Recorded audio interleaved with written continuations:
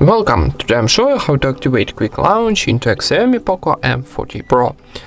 First of all, open your settings, then scroll down and find additional settings.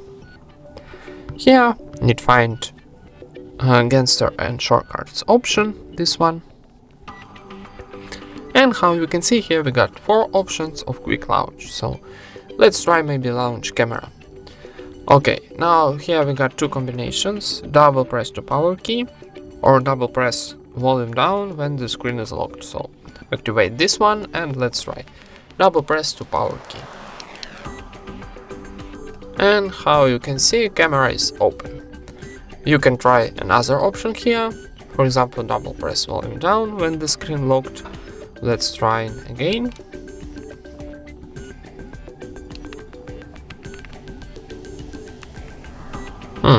Not worked. Maybe once again. Okay, so camera is open. And you can customize your Quick Launch here and turn off and activate another option. And that's it. Thank you for watching, leave thumbs ups and subscribe to our channel.